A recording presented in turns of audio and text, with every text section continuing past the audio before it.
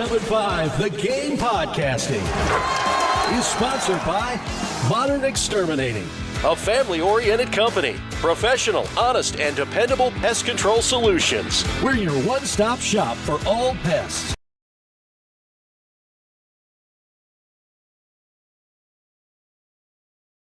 Carolina is entertaining a huge portal visitor this weekend. Huge. I'm not spoiling it. Huge. So don't spoil it. Yeah, don't. I'm not going to. I know you want to. I know you're itching to, aren't you? I'm not you're going itching to. I'm not going to. I can tell. I'm not going I can't even see you right now. I can just feel it. I'm not going to. But I know you want to. But Carolina has a huge, and I mean it, y'all, huge visitor this weekend. So we'll see. Madina Okot denied yesterday officially by the NCAA 2 years of college in Kenya, 2 years of college in America. And a lot of Gamecock fans, and I'm sure you've gotten some of this too, are asking, how come some football and basketball players can get a favorable ruling and stay in school longer and Madina Okot can't? It looks like the timeline is the biggest easy answer for that. But what more have you learned about what Carolina's alternatives may have been?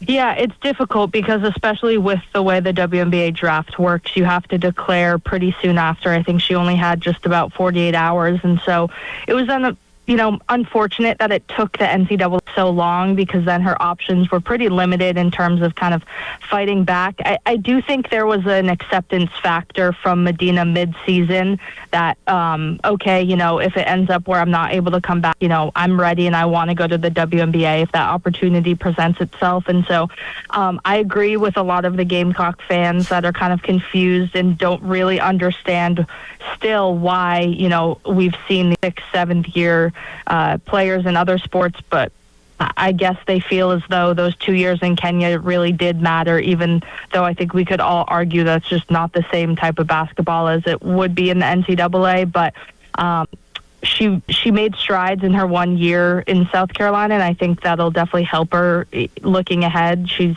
on the, draft board right now as a first rounder, and I think she'll be just fine, but definitely could have also really, really improved if she had another year in Dawn's system, in my opinion.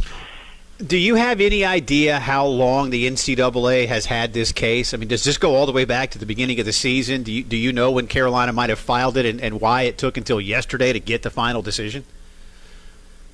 So it's kind of still a little bit confusing because I remember we initially asked, I want to say December, maybe even January, pretty early on, if, hey, Madina's listed as a senior, and Dawn had said, we're going to try to get her more eligibility. But if I remember correctly and understand correctly, I think the NCAA still doesn't really start to consider it towards the end of the season. So I think that even though they were planning on, hey, we're going to try to, file a waiver, the NCAA still had to see her through the regular season, if I have that all correctly. But South Carolina was on this from the jump, which is probably why it's a little frustrating that all of this, came within the 48 hours after losing the national championship.